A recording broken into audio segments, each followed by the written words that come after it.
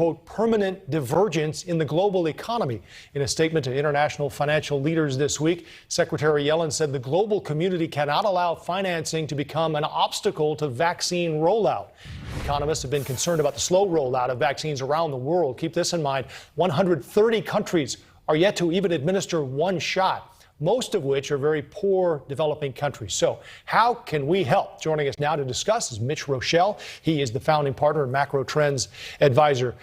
Mitch, we have our own issues here with COVID. Obviously, we're doing a lot better, but considering still in Europe, they have a number of lockdowns. I know they just pushed the start of the French Open back a week as a result of what's happening. What exactly does Secretary Yellen mean when she says significant fiscal support?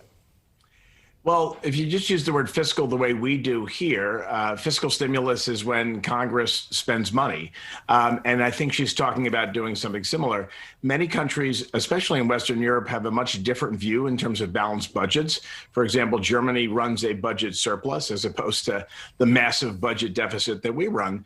So she's talking about changing tax regimes, creating liquidity, and helping the rest of the world. One of the other things that Secretary Yellen said was she was fearful that we're in a sort of global race to the bottom in terms of tax policy, which is a massive challenge to try to harmonize tax regimes around the world. That is a massive undertaking. Also, she talked about perhaps, I think, forgiving some debt, at least to try to help these poorer countries get on board with more of the vaccines. And for us, I'm guessing soon here, as soon as we can, help the rest of the world with the vaccines we have. That's true, Joe. But one of the things is, the United States is really ahead of most other nations, and some of the pharmaceutical companies, at least 3 of them, are really based here.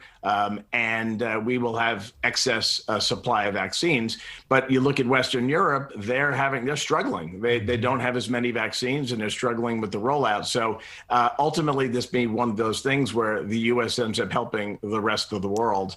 And I think Secretary Yellen's talking about perhaps the U.S. leading by example in that regard. They're also running into trouble with the AstraZeneca, which is the one vaccine they are using over there in Europe, which has had its own share of problems and concerns. Let's shift over to the unemployment claims, Mitch. This, I guess, for a lot of people was disappointing, especially on the heels of the jobs numbers last week. I think people were hoping this would be more good news. It wasn't. It wasn't. It was worse than expected. There's a little bit of good news in there, which are the folks that are participating in the Pandemic Unemployment Assistance Program. I read it out as opposed to using another acronym.